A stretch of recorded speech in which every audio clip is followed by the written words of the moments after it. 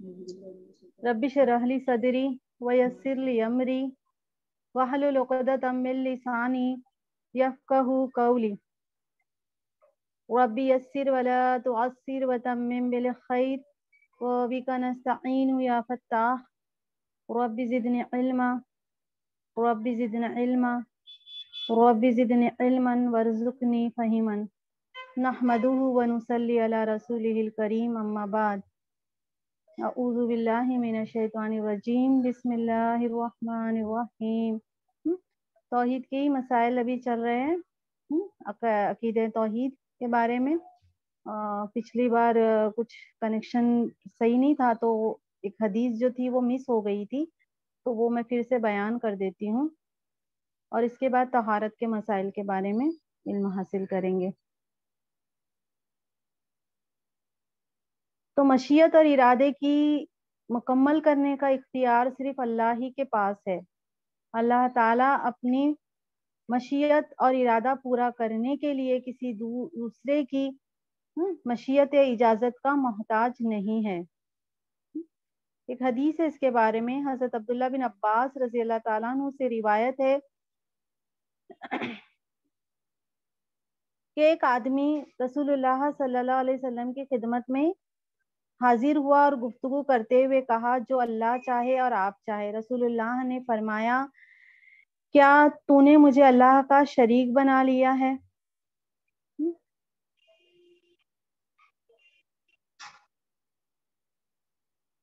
इल्म गैब सिर्फ अल्लाह ताला के ही पास है।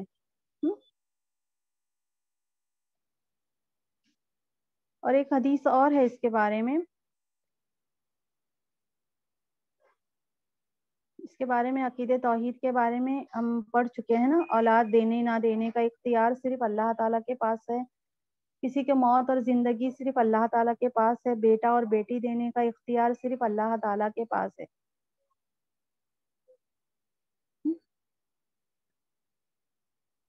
और एक हदीस, हजरत अब्दुल्ला बिन अब्बास रज़ियल्लाहु ताला अन्हु कहते हैं, एक दिन मैं नबी अकरम सल्लल्लाहु अलैहि वसल्लम के पीछे सवार था। आप सल्लल्लाहु अलैहि वसल्लम ने इरशाद फरमाया, ए लड़के, मैं तुझे चंद कलिमात सिखाता हूँ, और वो ये है कि अल्लाह ताला के अहकाम की हिफाजत करना। अल्लाह तेरी हिफाजत करेगा, दीन और दुनिया के फितनों से तुम्हारी हिफाजत फरमाएगा। अल्लाह ताला को याद कर तो अल्लाह ताला भी तुमको याद करेंगे, है ना। अल्लाह को याद करेगा तो अल्लाह को अपने साथ में पाएगा। जब सवाल करना हो तो सिर्फ अल्लाह ताला से सवाल कर, और जब मांगना हो तो सिर्फ अल्लाह ताला से ही मांग। और अच्छी तरह जान ले कि अगर सारे लोग नफा पहुंचाने के लिए इकट्ठे हो जाए तो कुछ भी नफा नहीं पहुंचा सकेंगे सिवाय इसके जो अल्लाह ताला ने तुम्हारे लिए लिख दिया है। और अगर सारे लोग तुझे नुकसान पहुंचाना चाहे तो तुझे कुछ भी नुकसान नहीं पहुंचा सकेंगे सिवाय इसके जो अल्लाह ताला ने तुम्हारे लिए लिख दिया है। कलम जो है ना, तकदीर लिखने वाले वो उठा लिए गए हैं, और सहीफे जिनमें तकदीर लिखी जाती है वो खुश्क हो चुके हैं। हाँ, इसे तिरमिजी ने रिवायत किया है। इसके बारे में बताया था कि तकदीर दो किस्म की होती है। एक तकदीर फैसला कुन होती है और ये किसी सूरत में भी बदलती नहीं है। और दूसरी जो तकदीर होती है वो मौलिक होती है, दुआ करने से बदल जाती है, और इसके बारे में भी अल्लाह ताला के यहाँ लिखा जा चुका है। फलक सला दुआ से, दुआ करने से वो तकदीर में जो लिखा है वो बदल जाएगा, मगर ये भी तकदीर में लिखा है कि वो शख्स दुआ करेगा और फिर इस तरीके से बदलाव होगा। तकदीर मौलिक के बारे में ही रसूल अकरम सल्लल्लाहु अलैहि वसल्लम का इरशाद मुबारक है, यानी तकदीर नहीं बदलती मगर दुआ से।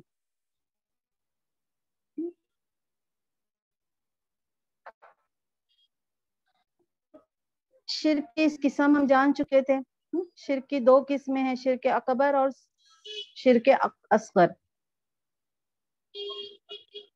شرک اکبر کے بارے میں پتہ ہے کہ اللہ اپنی ذات میں، عبادات میں، صفات میں اکیلا و بے مثال ہے. کسی جاندار یا بے جان یا فوت شدہ مخلوق کو اس کی ذات میں یا عبادت میں یا اس کی صفات میں شریک کرنا اور اس کے برابر کا سمجھنا، یہ شرک اکبر کہلاتا ہے.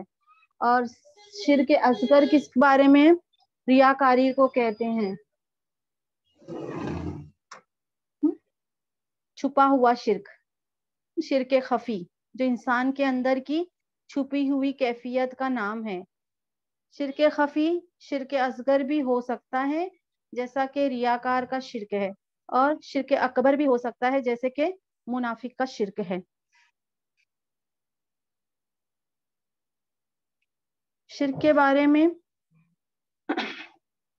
ایسے امور جو ہم نے قرآن اور سنت کی روشنی میں پہلے اس میں کر چکے ہیں سیشن میں. ابھی شرک کے بارے میں، شرک اصغر کے مسائل: نظر بد یا بیماری سے محفوظ رہنے کے لیے چھلا پہننا، منکا پہننا، کڑا پہننا، حلقہ یا تعویذ پہننا شرک ہے. نظر بد یا حادثات سے بچنے کے لیے کار، مکان یا دکان وغیرہ پر گھوڑے کی نال لٹکانا یا مٹی کی ہنڈی لٹکانا شرک ہے. جو پیدا ہوئے بچے ہوتے ہیں نا، نوزائیدہ بچے کو نظر بد سے بچانے کے لیے گھر کے دروازے پر کسی مخصوص درخت کی ٹہنیاں لگانا شرک ہے. حادثات سے محفوظ رہنے کے لیے بازو پر امام ضامن باندھنا بھی شرک ہے.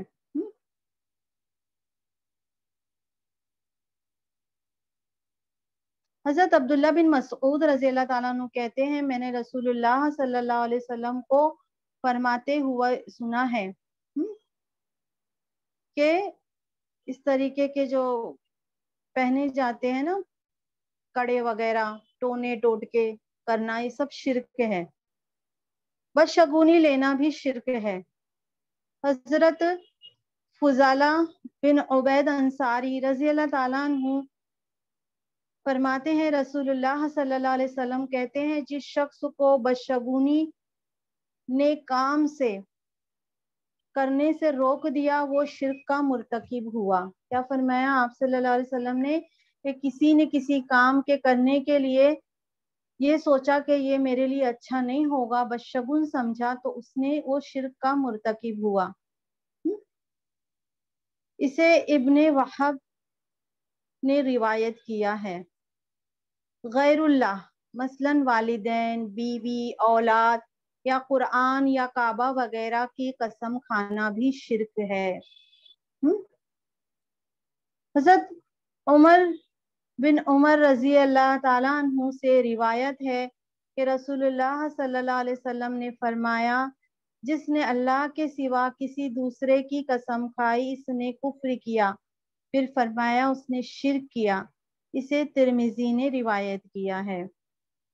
حضرت ابو ہریرہ رضی اللہ تعالیٰ عنہ فرماتے ہیں، رسول اللہ صلی اللہ علیہ وسلم نے فرمایا، تم میں سے جو شخص غیر اللہ کی قسم کھائے اور اپنی قسم میں یوں کہے، جیسے کہ پہلے لات منات کی قسمیں کھاتے تھے نا، تو لات کی قسم، تو پھر اسے کیا کہنا چاہیے؟ لا الہ الا اللہ کہنا چاہیے.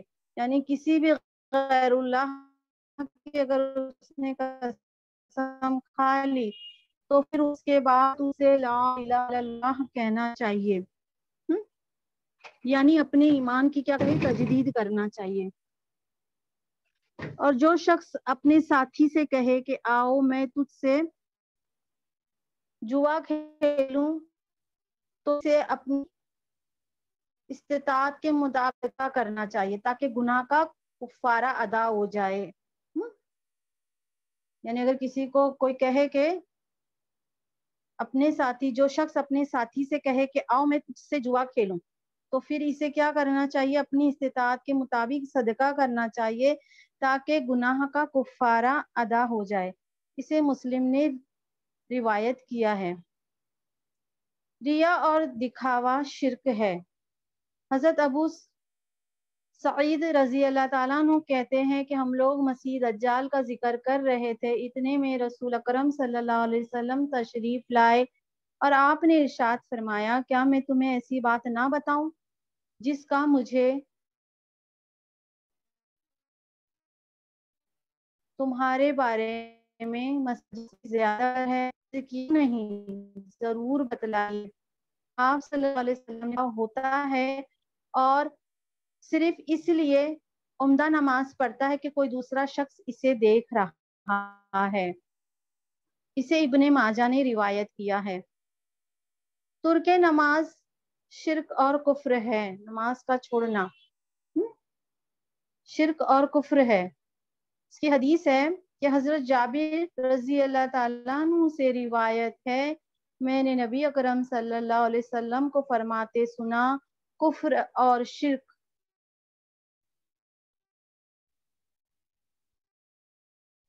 اور بندے کے درمیان نماز ہے۔ ایک کافر اور مومن کے درمیان نماز کا فرق ہے، ایک مشرک اور مومن کے درمیان نماز کا فرق ہے۔ اسے مسلم نے روایت کیا ہے۔ غیب معلوم کرنے کے لیے کسی کو ہاتھ دکھانا شرک ہے۔ حضرت صفیہ رضی اللہ تعالیٰ عنہا نبی اکرم صلی اللہ علیہ وسلم کی کسی جوزہ سے روایت کرتی ہے کہ آپ صلی اللہ علیہ وسلم نے فرمایا، جو شخص نجومی کے پاس جائے اور اس سے مستقبل کے بارے میں کوئی بات معلوم کرے تو اس کی 40 روز کی نماز قبول نہیں ہوتی ہے۔ اسے مسلم نے روایت کیا ہے۔ ستاروں کی تاثیر پر یقین رکھنا شرک ہے۔ حضرت ابو ہریرہ رضی اللہ تعالیٰ عنہ سے روایت ہے کہ رسول اللہ صلی اللہ علیہ وسلم نے فرمایا کہ نہیں نازل فرمائی اللہ نے برکت آسمان سے، مگر لوگوں میں سے بعض نے صبح کو اس کا انکار کیا۔ یعنی اللہ نے آسمان سے جب بھی رحمت نازل فرمائی، بارش برسائی، تو لوگوں نے اس کا انکار کیا، حالانکہ بارش اللہ تعالیٰ ہی برساتا ہے، لیکن انکار کرنے والے کہتے فلاں فلاں تارے کی وجہ سے بارش ہوئی۔ اسے مسلم نے روایت کیا ہے۔ انبیاء، اولیاء اور نیک لوگوں سے عقیدت میں غلو کرنا، یعنی حد سے لمٹ سے آگے بڑھ جانا بھی شرک ہے۔ حضرت عمر رضی اللہ تعالیٰ عنہ کہتے ہیں کہ میں نے رسول اللہ صلی اللہ علیہ وسلم کو فرماتے ہی سنا کہ میری تعریف میں اس طرح مبالغہ نہ کرنا۔ مبالغہ مطلب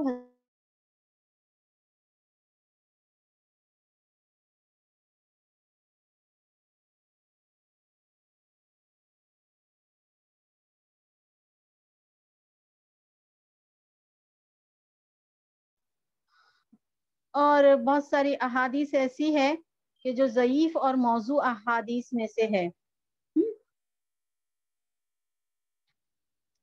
تو بہت ساری حدیث ہم نے ایسی سنے ہوں گے لیکن وہ اصل میں موضوع حدیث ہے۔ اس میں سے ایک حدیث یہ ہے، موضوع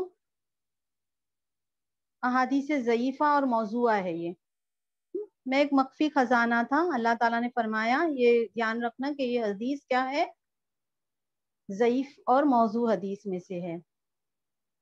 تو اللہ تعالیٰ اس میں آتا ہے دوسری کتابوں میں کہ میں ایک مخفی خزانہ تھا، میں نے چاہا کہ پہچانا جاؤں، چنانچہ میں نے مخلوق کو پیدا فرمایا۔ یہ حدیث موضوع ہے۔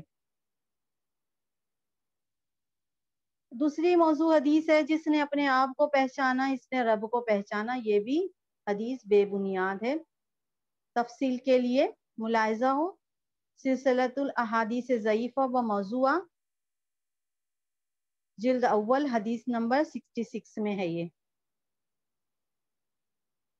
رسول اکرم صلی اللہ علیہ وسلم نے ارشاد فرمایا، جس نے مجھے پہچانا اس نے اپنے آپ کو پہچانا، اور جس نے مجھے دیکھا اس نے اللہ کو دیکھا۔ تو یہ بھی حدیث موضوع ہے۔ ملاحظہ ہو شریعت و طریقت، صفحہ نمبر 467 میں۔ یہ سب موضوع حدیث میں سے ہے۔ ہم کو پتہ نہیں ہوتا ہے نا، ہم حدیث سنتے ہیں لیکن وہ حدیث کو برابر سے چیک کرنا ہوتا ہے کہ وہ اوتھینٹک ہے کہ نہیں ہے۔ ایک حدیث موضوع اور بھی ہے کہ اللہ تعالیٰ ارشاد فرماتے ہیں کہ میں نے محمد صلی اللہ علیہ وسلم کو اپنے چہرے کے نور سے پیدا کیا، اور چہرے سے مراد ذات اقدس یعنی اللہ تعالیٰ۔ تو یہ حدیث بھی موضوع ہے، اور اس کو شریعت و طریقت صفحہ نمبر 463 میں یہ بیان ہے ادھر۔ دوسری اور حدیث موضوع، رسول اکرم صلی اللہ علیہ وسلم نے فرمایا، اے جابر، اللہ تعالیٰ نے سب سے پہلے اپنے نور سے تیرے نبی کا نور پیدا کیا۔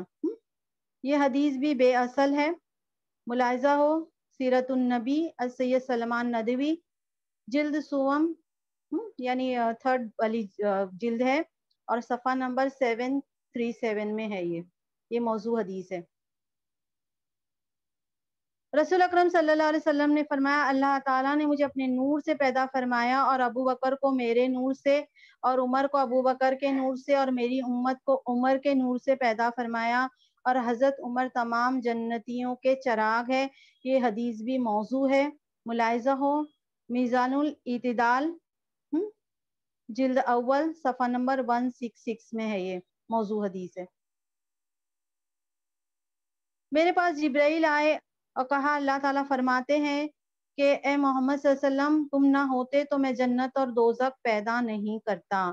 یہ حدیث بھی موضوع ہے، ملاحظہ ہو الایثار مرفوعہ فی الاخیار الموضوعہ صفحہ نمبر 44 میں یہ درج ہے کہ یہ موضوع ہے۔ اے محمد، اگر تم نہ ہوتے تو میں دنیا پیدا نہ کرتا۔ یہ حدیث بھی موضوع ہے۔ ہاں، یہ موضوعات از ابن جوزی جلد اول صفحہ 289 میں درج ہے۔ اے محمد صلی اللہ علیہ وسلم، اگر آپ نہیں ہوتے تو میں کائنات نہیں پیدا کرتا۔ تو یہ حدیث بھی موضوع حدیث ہے، ملاحظہ ہو سلسلۃ الاحادیث ضعیفہ و موضوعہ از البانی جلد اول حدیث نمبر 284 282 ہے۔ ہاں، قال اللہ تعالی یا محمد انت انا و انا انت۔ اللہ تعالیٰ کا ارشاد ہے کہ اے محمد، تو میں اور میں تو ہے۔ یہ حدیث بھی موضوع ہے، گڑھی ہوئی حدیث ہے، اور یہ شریعت و طریقت جو ہے اس میں ہے 463 میں۔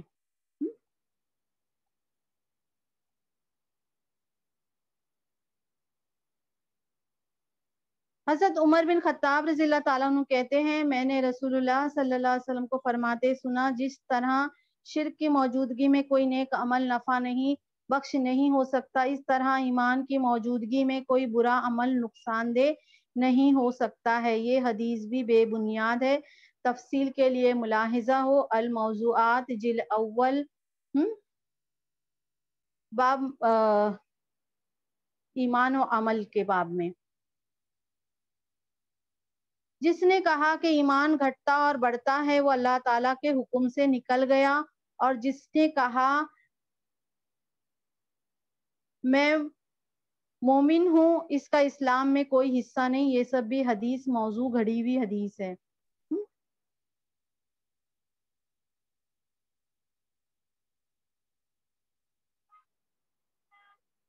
وطن کی محبت ایمان کا حصہ ہے، یہ بھی حدیث موضوع ہے، ملاحظہ ہو سلسلۃ الاحادیث الضعیفہ و موضوعہ جلد اول حدیث نمبر 36 ہے۔ وطن کی محبت ایمان کا حصہ ہے نا، سنتے ہیں تو یہ بھی حدیث ضعیف ہے۔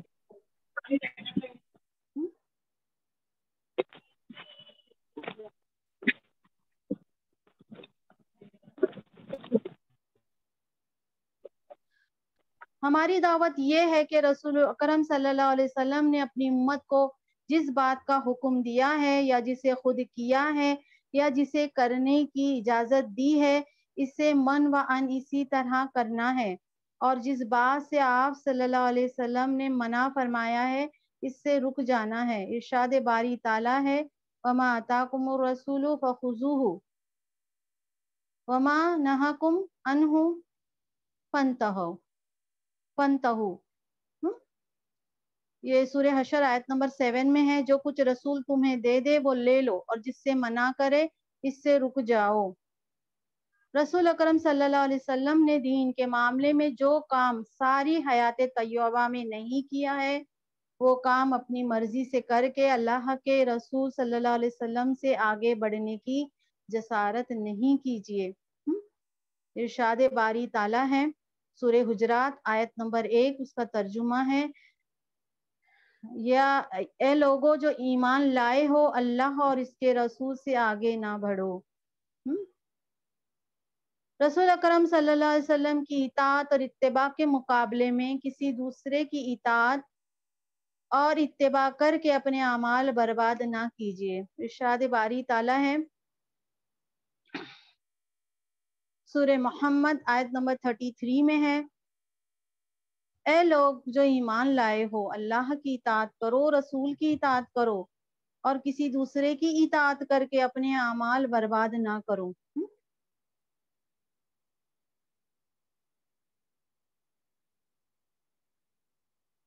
انشاءاللہ طہارت کے مسائل جو ہے اس کو شروع کرتے ہیں۔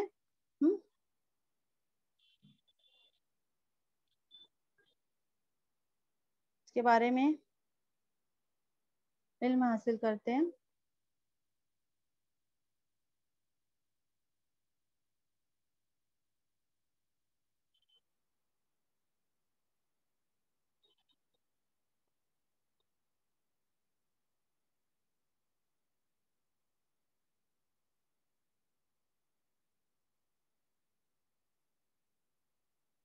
کتاب طہارت کے مسائل دو پہلو سے بہت اہم ہیں۔ اسلام کا تصور، یعنی طہارت کے بارے میں جو اسلام کا تصور ہے، اور دوسرے جو دین والے لوگ کا جو ہے وہ اس کے خلاف ہے، یعنی کہ وہ صفائی کا اتنا دھیان نہیں رکھتے ہیں۔ دین اسلام کا سب سے بڑا سبق طہارت ہے۔ جو بھی محدثین اعظام ہے اور ائمہ اکرام نے ہمیشہ حدیث اور فقہا کی کتاب کا آغاز طہارت کے مسائل سے ہی کیا ہے۔ جب کوئی غیر مسلم دائرہ اسلام میں داخل ہوتا تو سب سے پہلے اسے غسل کر کے طہارت حاصل کرنی پڑتی، اور اس کے بعد کلمہ شہادت کا اقرار کر کے وہ مسلمان کہلاتا۔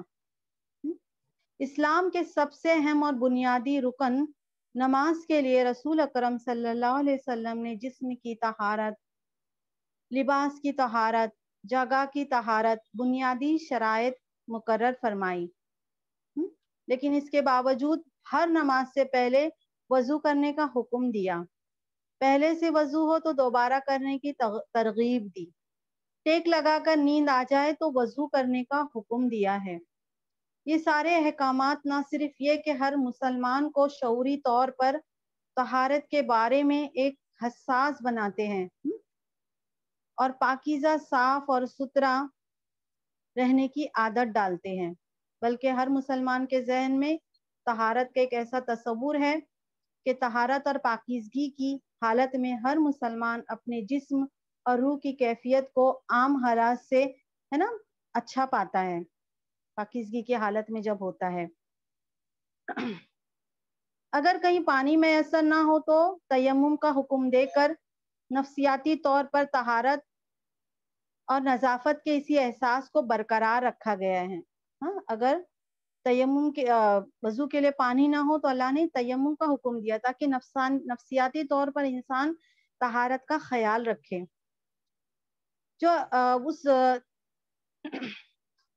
جو اللہ تعالیٰ کے حضور حاضری کے لیے ضروری ہے۔ اللہ تعالیٰ نے قرآن مجید میں ہر نماز سے پہلے وضو کر کے مختلف اعضاء کو اچھی طرح دھونے اور صاف کرنے کی آیتیں نازل فرمائیں، یعنی کہ اللہ تعالیٰ چاہتے ہیں کہ اللہ تمہیں پاک اور صاف رکھنا چاہتے ہیں، جس کے لیے تمہیں اس کا شکر گزار ہونا چاہیے۔ سورہ مائدہ آیت نمبر 6 میں ہے، اللہ تعالیٰ غسل، وضو، تیمم کے احکام دے کر تم پر زندگی تنگ نہیں کرنا چاہتا، بلکہ وہ چاہتا ہے کہ تمہیں پاک اور صاف کر دے اور اپنی نعمت تم پر مکمل کر دے تاکہ تم شکر گزار بن جاؤ۔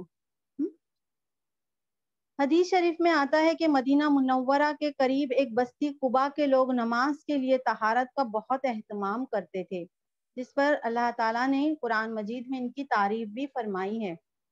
سورہ توبہ آیت نمبر 108 میں ہے کہ اس مسجد میں ایسے لوگ نماز پڑھتے ہیں جو طہارت کو بہت پسند کرتے ہیں، اور اللہ تعالیٰ طہارت کرنے والوں کو پسند فرماتا ہے۔ رسول اللہ صلی اللہ علیہ وسلم پر جب دوسری وحی نازل ہوئی تو آپ کو نبوت کی بھاری ذمہ داری پوری کرنے کے لیے جو ہدایت دی گئی تھی اس میں یہ بھی تھی کہ اے نبی، سورہ المدثر آیت نمبر 4 اور 5 کا ترجمہ ہے کہ اے نبی اپنے کپڑے صاف رکھیے اور گندگی سے دور رہیے۔ گویا دین اسلام کی تمام تر عبادت کا انحصار دار و مدار طہارت اور پاکیزگی پر ہے۔ روح کا تزکیہ اور لباس و جسم کی طہارت ضروری ہے۔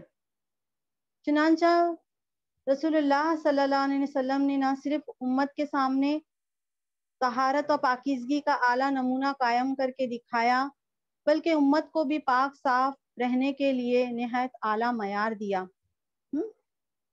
ایک صحابی بکھرے ہوئے بالوں کے ساتھ حاضر خدمت ہوئے تو آپ صلی اللہ علیہ وسلم کی مزاج میں تھوڑا سا تقدر پیدا ہوا۔ آپ نے ان کو بال سنوارنے کا حکم دیا۔ جب دوبارہ حاضر ہوئے تو ارشاد فرمایا پراگندہ بال شیطانی فعل ہے۔ ایک اور صحابی میلے کچیلے بوسیدہ کپڑوں کے ساتھ حاضر ہوئے تو پوچھا تمہارے پاس مال نہیں ہے؟ اس نے عرض کیا بہت کچھ ہے، اونٹ گھوڑے بکریاں غلام سب کچھ ہے۔ رسول اللہ صلی اللہ علیہ وسلم نے فرمایا تو پھر تمہارے رہن سہن سے اللہ تعالیٰ کے انعامات کا اظہار ہونا چاہیے۔ خود رسول اللہ صلی اللہ علیہ وسلم طہارت صفائی اور نفاست کا بہت اہتمام فرماتے تھے کہ سفر میں بھی تیل کنگھی سرما کینچی مسواک آئینہ وغیرہ ساتھ رکھتے تھے۔ منہ اور دانتوں کی صفائی کے لیے پلو کی مسواک کا استعمال بڑی کثرت سے فرماتے تھے۔ ہر نماز کے ساتھ مسواک کرنا معمول مبارک میں شامل تھا۔ حضرت عائشہ رضی اللہ تعالیٰ عنہ فرماتی ہے کہ رسول اللہ صلی اللہ علیہ وسلم جب سو کر اٹھتے تو پہلا کام مسواک کرنا ہوتا۔ جب بھی باہر سے گھر تشریف لاتے تو پہلے مسواک فرماتے، یہاں تک کہ حیات طیبہ کا آخری عمل بھی مسواک کرنا تھا۔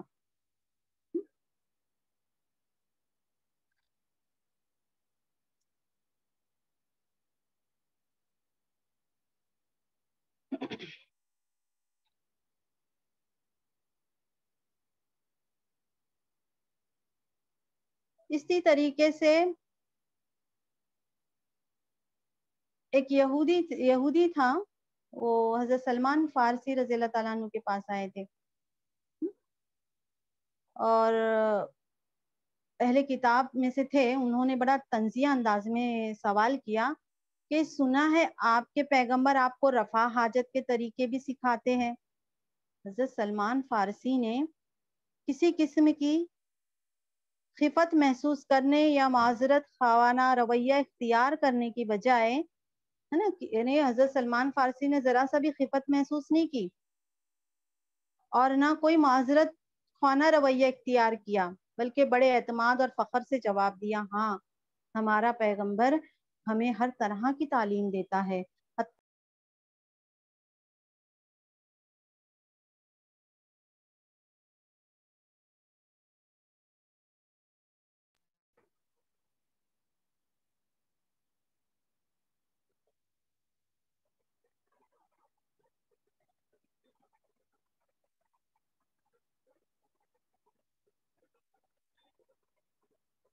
فون آ گیا تھا نا اس کے لیے۔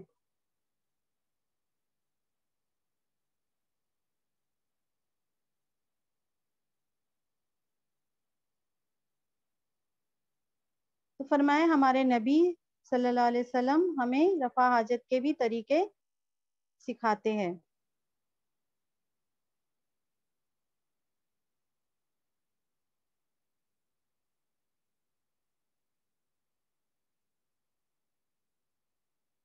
تو ابھی یہیں پر رکھتے ہیں کلاس، انشاءاللہ اگلے ہفتے آگے کے اور مسائل جو ہے وہ تفصیل سے بیان ہوگا، تفصیل سے انشاءاللہ اسے آپا بیان کریں ثانیہ گے. جو ہے نا ہاں اسی آپا لیے. السلام علیکم.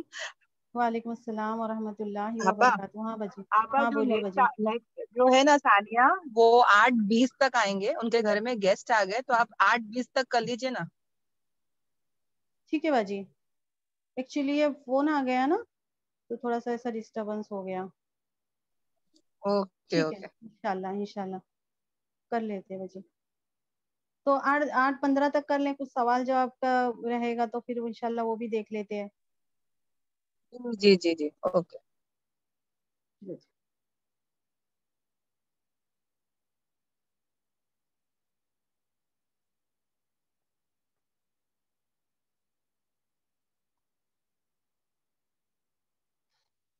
بہت ساری احادیث سے اعوذ باللہ من الشیطان الرجیم، بسم اللہ الرحمن الرحیم. آپ صلی اللہ علیہ وسلم نے دینی احکامات سمجھانے کے لیے پوری گہرائی سے ہر چیز کو اچھے سے سمجھایا ہے، اور انشاءاللہ مسائل جیسے جیسے آگے بڑھیں گے تو پھر اس کے بارے میں اور سمجھیں گے.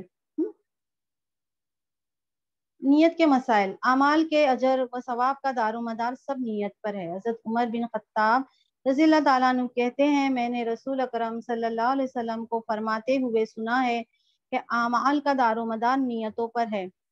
ہر شخص کو وہی ملے گا جس نے اس کی نیت کی. لہٰذا جس شخص نے دنیا حاصل کرنے کی نیت سے ہجرت کی، سے دنیا ملے گی، اور جس نے کسی عورت سے نکاح کرنے کے لیے ہجرت کی، سے عورت ہی ملے گی. بس مہاجر کی ہجرت کا صلہ وہی ہے جس کے لیے اس نے ہجرت کی. اسے کتاب بخاری نے روایت کیا ہے. طہارت کی فضیلت. صفائی جو ہے وہ نصف ایمان ہے. حضرت مالک اشعری رضی اللہ تعالیٰ عنہ کہتے ہیں، رسول اللہ صلی اللہ علیہ وسلم نے فرمایا، طہارت آدھا ایمان ہے. ایک مرتبہ الحمدللہ کہنا ترازو کو نیکیوں سے بھر دیتا ہے. اعمال نامے کے ترازو ایک مرتبہ الحمدللہ کہتے ہیں تو نیکیوں سے بھر جاتا ہے. سبحان اللہ اور الحمدللہ کہنا زمین اور آسمان کے درمیان ساری جگہ کو بھر دیتا ہے. نماز دنیا اور آخرت میں چہرے کا نور ہے، صبر روشنی ہے، اور قرآن مجید قیامت کے روز تیرے حق میں یا تیرے خلاف گواہی دے گا. آدمی ہر صبح اٹھتا ہے تو اس کی جان گروی ہوتی ہے، جسے یا تو وہ نیکی کر کے آزاد کرا لیتا ہے یا گناہ کر کے ہلاک کر دیتا ہے. اسے مسلم نے روایت کیا ہے. فرمایا کہ ایک مرتبہ الحمدللہ کہنا ترازو کو نیکیوں سے بھر دیتا ہے، اور سبحان اللہ الحمدللہ کہنا آسمان اور زمین کے درمیان ساری جگہ کو بھر دیتا ہے. نماز جو ہے وہ دنیا آخرت میں چہرے کا نور ہے، صبر روشنی ہے قبر کی، اور قرآن مجید قیامت کے روز تیرے حق میں یا تیرے خلاف گواہی دے گا. اور ہر آدمی صبح اٹھتا ہے تو اس کی جان گروی ہوتی ہے، جسے یا تو وہ نیکی کر کے آزاد کرا لیتا ہے یا گناہ کر کے ہلاک کرتا ہے. اسے مسلم نے روایت کیا ہے. وضو. طہارت کرنے سے ہاتھ اور پاؤں کے تمام صغیرہ گناہ معاف ہو جاتے ہیں. یہ ایک ایک مسئلے بیان ہو رہے ہیں، کچھ 172 مسائل سے اس کے اوپر. تو یہ تیسرا مسئلہ چل رہا ہے ہمارا. حضرت عبداللہ بن سنابحی رضی اللہ تعالیٰ عنہ کہتے ہیں کہ رسول اللہ صلی اللہ علیہ وسلم نے فرمایا، جب مومن آدمی وضو کر کے کلی کرتا ہے تو اس کے منہ کے صغیرہ گناہ معاف ہو جاتے ہیں، اور جب ناک صاف کرتا ہے تو اس کے ناک کے صغیرہ گناہ معاف ہو جاتے ہیں. جب چہرہ دھوتا ہے تو چہرے کے صغیرہ گناہ معاف ہو جاتے ہیں، حتیٰ کہ آنکھوں کی پلکوں کے گناہ معاف ہو جاتے ہیں. پھر جب وہ ہاتھ دھوتا ہے تو ہاتھ کے صغیرہ گناہ معاف ہو جاتے ہیں، حتیٰ کہ ناخنوں کے نیچے سے بھی گناہ معاف ہو جاتے ہیں. پھر جب آدمی سر کا مسح کرتا ہے تو سر کے صغیرہ گناہ معاف ہو جاتے ہیں، حتیٰ کہ کانوں کے گناہ بھی معاف ہو جاتے ہیں۔ پھر جب پاؤں دھوتا ہے تو پاؤں کے صغیرہ گناہ معاف ہو جاتے ہیں، حتیٰ کہ ناخنوں کے نیچے سے بھی گناہ نکل جاتے ہیں۔ وضو کرنے کے بعد آدمی مسجد کی طرف آتا ہے اور نماز پڑھتا ہے تو یہ سارے اعمال اس کی نیکی میں اضافہ اور اس کے بلندی درجات کا باعث بنتے ہیں۔ اسے نسائی نے روایت کیا ہے۔ طہارت کا جو چوتھا مسئلہ ہے، طہارت کے بغیر نماز نہیں ہوتی ہے۔ حضرت عبداللہ بن عمر رضی اللہ تعالیٰ عنہ کہتے ہیں، میں نے رسول اللہ صلی اللہ علیہ وسلم کو فرماتے ہوئے سنا، اللہ طہارت کے بغیر نماز قبول نہیں کرتا اور مال غنیمت سے چوری کیے ہوئے مال کا صدقہ قبول نہیں کرتا۔ اسے مسلم نے روایت کیا ہے۔ حضرت ابو سعید خدری رضی اللہ تعالیٰ عنہ سے روایت ہے، وہ روایت کرتے ہیں کہ آپ صلی اللہ علیہ وسلم نے فرمایا کہ طہارت نماز کی کنجی ہے۔ نماز کی ابتدا تکبیر ہے اور اختتام سلام پھیرنا ہے۔ اسے ابن ماجہ نے روایت کیا ہے۔ مسئلہ نمبر 5، پیشاب کرنے کے بعد طہارت سے غفلت برتنے سے عذاب قبر ہوتا ہے۔ حضرت ابن عباس رضی اللہ تعالیٰ عنہ کہتے ہیں، رسول اللہ صلی اللہ علیہ وسلم نے فرمایا، قبر میں زیادہ تر عذاب پیشاب کے معاملے میں ہوتا ہے، لہٰذا اس سے احتیاط کرو۔ اسے حاکم دارقطنی نے روایت کیا ہے۔ مسئلہ نمبر 6، پانی کے مسائل۔ پاک پانی، پانی اگر پاک ہے، پانی کیسا ہے؟ پانی پاک ہے اور پاک کرنے والا ہے۔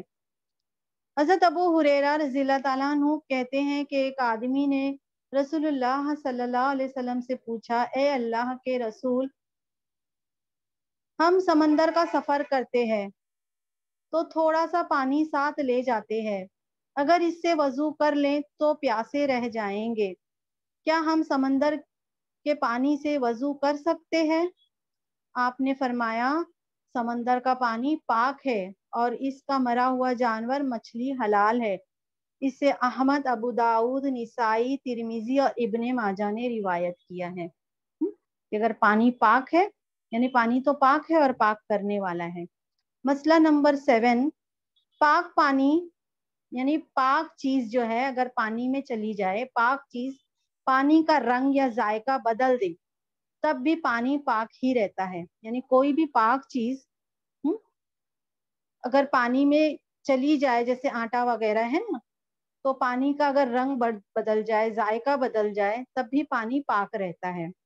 حضرت ام ہانی رضی اللہ تعالیٰ عنہ فرماتی ہیں کہ رسول اکرم صلی اللہ علیہ وسلم اور حضرت میمونہ رضی اللہ تعالیٰ عنہا نے ایک ٹب کے پانی سے غسل کیا، پانی میں گنے ہوئے آٹے کا اثر تھا۔ اسے نسائی نے روایت کیا ہے۔ مسئلہ نمبر 8، بلی کا جھوٹا ناپاک نہیں ہوتا ہے۔ مسئلہ نمبر 9، میاں بیوی دونوں بیک وقت ایک ہی پانی کے برتن سے وضو کر سکتے ہیں۔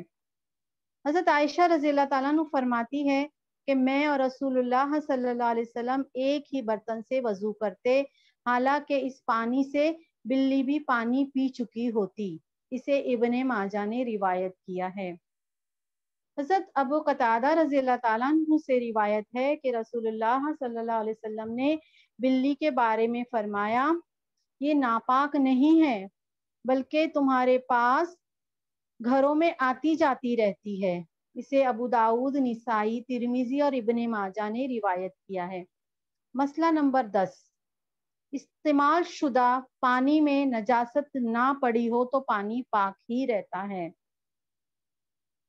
حضرت جابر بن عبداللہ رضی اللہ تعالیٰ عنہ کہتے ہیں کہ میں بیماری کی وجہ سے بے ہوش تھا، رسول اللہ صلی اللہ علیہ وسلم میری بیمار پرسی کے لیے تشریف لائے، آپ نے وضو کیا اور وضو سے بچا ہوا پانی مجھ پر ڈال دیا تو مجھے ہوش آیا۔ یعنی کہ استعمال شدہ پانی میں نجاست نہیں پڑی ہو تو پانی پاک ہی رہتا ہے۔ تو آپ نے وضو کیا اور وضو سے جو بچا ہوا پانی تھا وہ مجھ پر ڈالا تو مجھے ہوش آ گیا۔ اسے بخاری نے روایت کیا ہے۔ مسئلہ نمبر 11، پانی میں نجاست شامل ہو جائے تو پانی ناپاک ہو جاتا ہے۔ مسئلہ نمبر 11 کہ پانی میں اگر نجاست چلی جائے تو پانی ناپاک ہو جاتا ہے۔ حضرت جابر رضی اللہ تعالیٰ عنہ سے روایت ہے کہ رسول اللہ صلی اللہ علیہ وسلم نے کھڑے پانی میں پیشاب کرنے سے منع فرمایا ہے۔ اسے مسلم نے روایت کیا ہے۔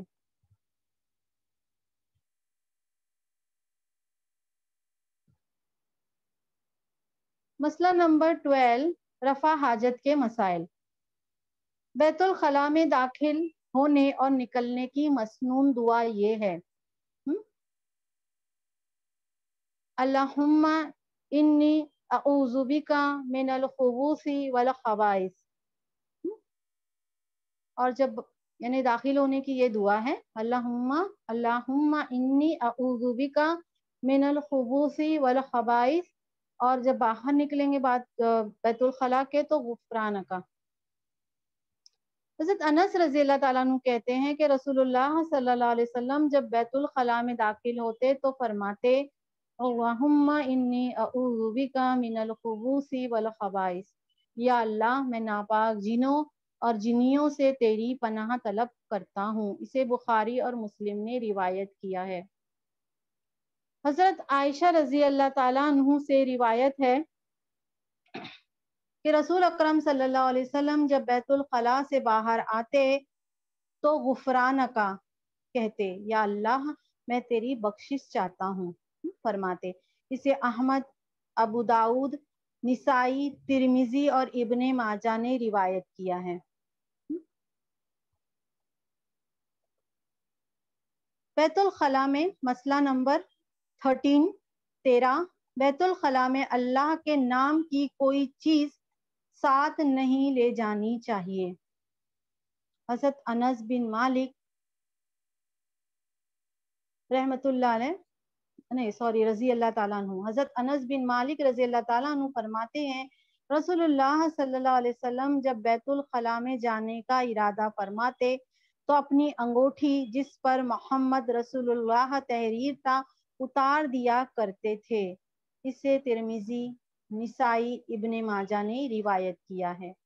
مسئلہ نمبر 14 کھلے میدان میں رفع حاجت کے وقت منہ یا پیٹھ قبلے کی طرف نہیں کرنی چاہیے، البتہ طہارت خانے کے اندر یا دیوار کی اوٹ میں ایسا کیا جا سکتا ہے۔ کھلے میدان میں رفع حاجت کے وقت منہ یا پیٹھ قبلے کی طرف نہیں کرنی چاہیے۔ حضرت ابو ہریرہ رضی اللہ تعالیٰ عنہ سے روایت ہے کہ رسول اللہ صلی اللہ علیہ وسلم نے فرمایا جب کوئی آدمی رفع حاجت کے لیے بیٹھے تو اس کا اپنا منہ یا پیٹھ قبلے کی طرف نہ کرے۔ اسے مسلم نے روایت کیا ہے۔ حضرت عبداللہ بن عمر رضی اللہ تعالیٰ عنہ فرماتے ہیں کہ میں اپنی بہن ام المومنین حضرت حفصہ رضی اللہ تعالیٰ عنہ کے گھر کی چھت پر چڑھا تو میں نے رسول اللہ صلی اللہ علیہ وسلم کو رفع حاجت کے لیے بیٹھتے ہوئے دیکھا۔ چھت پر آپ کا منہ شام کی طرف اور پیٹھ قبلہ کی طرف تھی۔ اسے مسلم نے روایت کیا ہے۔ حضرت حفصہ بنت عمر حضرت عبداللہ بن عمر رضی اللہ تعالیٰ عنہ کی بہن اور رسول اللہ صلی اللہ علیہ وسلم کی جوزہ محترمہ تھی۔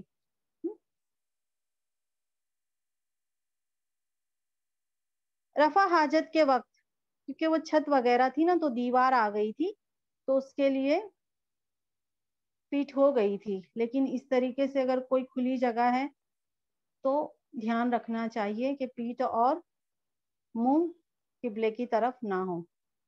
رفع حاجت کے وقت شرمگاہ کو دایاں ہاتھ لگانا منع ہے۔ رفع حاجت کے وقت شرمگاہ کو دایاں ہاتھ لگانا منع ہے۔ دائیں ہاتھ سے استنجا کرنا منع ہے۔ حضرت ابو قتادہ رضی اللہ تعالیٰ عنہ کہتے ہیں رسول اللہ صلی اللہ علیہ وسلم نے فرمایا پیشاب کرتے وقت کوئی آدمی پیشاب کی جگہ کو دائیں ہاتھ سے نہ چھوئے اور نہ دائیں ہاتھ سے استنجا کرے اور نہ کوئی چیز پیتے وقت برتن میں پھونک مارے، سے مسلم نے روایت کیا ہے۔ تو مسئلہ نمبر جو 15 یہی تھا کہ رفع حاجت کے وقت شرمگاہ کو دایاں ہاتھ نہیں لگانا چاہیے، منع ہے، اور مسئلہ نمبر 16 تھا کہ دائیں ہاتھ سے استنجا کرنا منع ہے۔ مسئلہ نمبر 17 طہارت دائیں ہاتھ سے شروع کرنی چاہیے، یعنی دائیں طرف سے شروع کرنا چاہیے، دائیں ہاتھ سے شروع کرنی چاہیے۔ حضرت عائشہ رضی اللہ تعالیٰ عنہ فرماتی ہیں رسول اللہ صلی اللہ علیہ وسلم وضو کرنے، کنگا کرنے، جوتا پہننے میں دائیں طرف سے آغاز پسند فرماتے تھے، اسے مسلم نے روایت کیا ہے۔ مسئلہ نمبر 18 راستے اور سائے کی جگہ میں رفع حاجت کرنا منع ہے۔ حضرت ابو ہریرہ رضی اللہ تعالیٰ عنہ سے روایت ہے، مسئلہ نمبر 18 راستے اور سائے کی جگہ میں رفع حاجت کرنا منع ہے۔ حضرت ابو ہریرہ رضی اللہ تعالیٰ عنہ سے روایت ہے کہ رسول اللہ صلی اللہ علیہ وسلم نے فرمایا لوگوں لعنت کے 2 کاموں سے بچو۔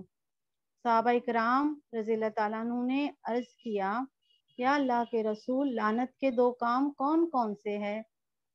آپ نے فرمایا لوگوں کی گزرگاہ یعنی راستہ اور سایہ دار جگہ پہ رفع حاجت کرنا، اسے مسلم نے روایت کیا ہے۔ مسئلہ نمبر 19 استنجا کرنے کے لیے مٹی کے کم از کم 3 ڈھیلے یا پانی استعمال کرنا چاہیے۔ مٹی کے ڈھیلے گاؤں وغیرہ میں جو ہوتا ہے نا اس طریقے سے، اور پھر پانی کا بھی استعمال کم از کم 3 ڈھیلے ہونا چاہیے یا پانی استعمال کرنا چاہیے۔ مسئلہ نمبر 20 گوبر ہڈی سے استنجا کرنا منع ہے۔ حضرت انس رضی اللہ تعالیٰ عنہ فرماتے ہیں کہ رسول اللہ صلی اللہ علیہ وسلم جب قضائے حاجات کے لیے تشریف لے جاتے تو میں اور میری عمر کا ایک دوسرا لڑکا پانی کا لوٹا اور برچھی اٹھا کر آپ کے ساتھ جاتے۔ رسول اللہ صلی اللہ علیہ وسلم رفع حاجت کے بعد پانی سے طہارت کرتے، اسے بخاری اور مسلم نے روایت کیا ہے۔ حضرت سلمان فارسی رضی اللہ تعالیٰ عنہ سے جب یہ مذاق میں ہے نا، اس کے پہلے حدیث بیان کی گئی ہے نا، تو مسئلہ نمبر جو 20 میں ہے نا، یہ حدیث پھر سے واپس آئی ہے کہ اس اہل کتاب نے مذاق اڑایا کہ تمہارے نبی صلی اللہ علیہ وسلم نے تمہیں ہر چیز کی تعلیم دی ہے، حتیٰ کہ پیشاب اور پاخانہ کی بھی۔ حضرت سلمان فارسی رضی اللہ تعالیٰ نے کہا ہاں، رسول اللہ نے ہمیں رفع حاجت کرتے وقت قبلے کی طرف منہ کرنے سے منع فرمایا ہے، استنجا کرتے وقت دائیں ہاتھ استعمال کرنے سے منع فرمایا ہے، 3 پتھروں سے کم میں استنجا کرنے سے منع فرمایا ہے، نیز گوبر اور ہڈی کے ساتھ استنجا کرنے سے منع فرمایا ہے، اسے مسلم نے روایت کیا ہے۔ مسئلہ نمبر 21 نماز سے قبل بیت الخلاء سے فارغ ہونا ضروری ہے۔ نماز سے قبل بیت الخلاء سے فارغ ہونا ضروری ہے، یعنی اگر حاجت آ رہی ہے نا جانے کی بیت الخلاء تو پہلے فارغ ہو جانا چاہیے، پھر نماز پڑھنی چاہیے۔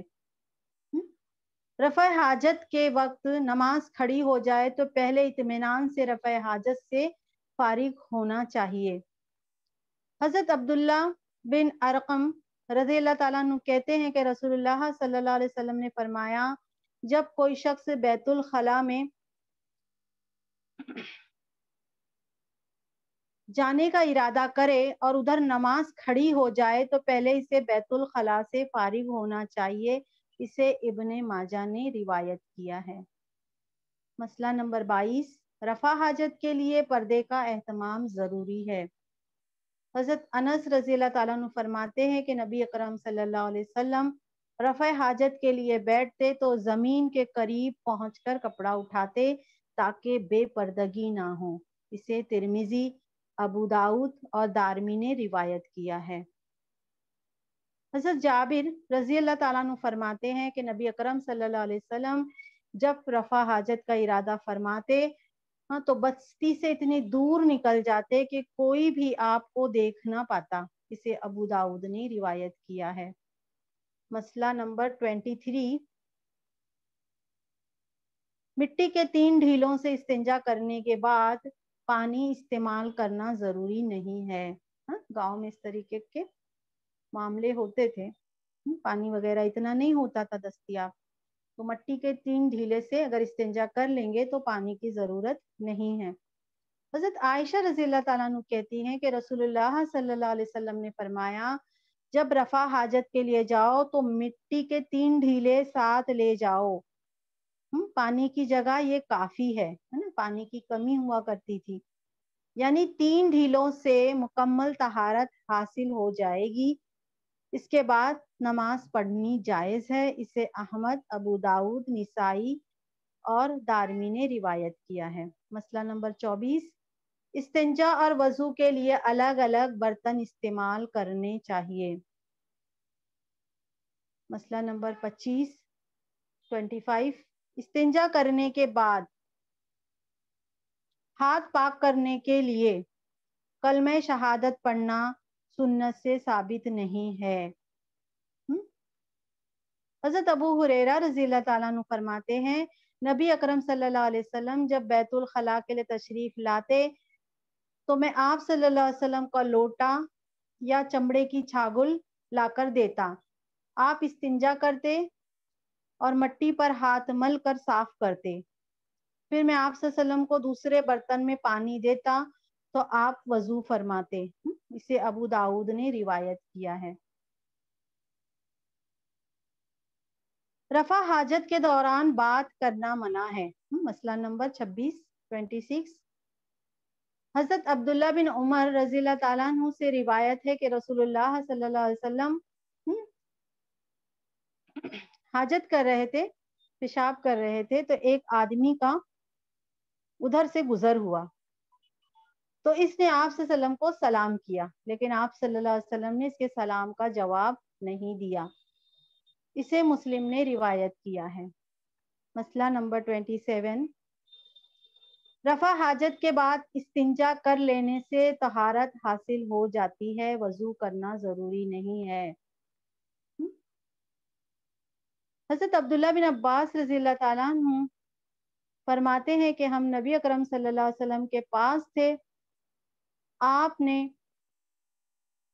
آپ حاجت کے بعد تشریف لائے تو کھانا لایا گیا.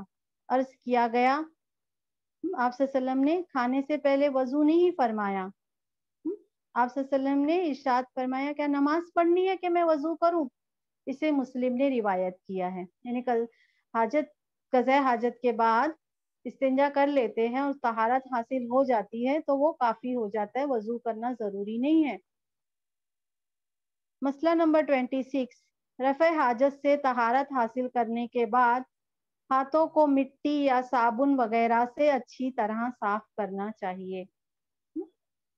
حضرت میمونہ رضی اللہ تعالیٰ عنہ ام المومنین سے روایت ہے کہ نبی اکرم صلی اللہ علیہ وسلم نے غسل جنابت شروع کیا تو پہلے اپنے بائیں ہاتھ سے شرمگاہ کو دھویا، پھر اپنا ہاتھ دیوار پر رگڑا، پھر اسے پانی سے دھویا، پھر نماز کے وضو کی طرح وضو کیا. اسے بخاری نے روایت کیا ہے. جنابت کا غسل شروع کدھر سے کیا؟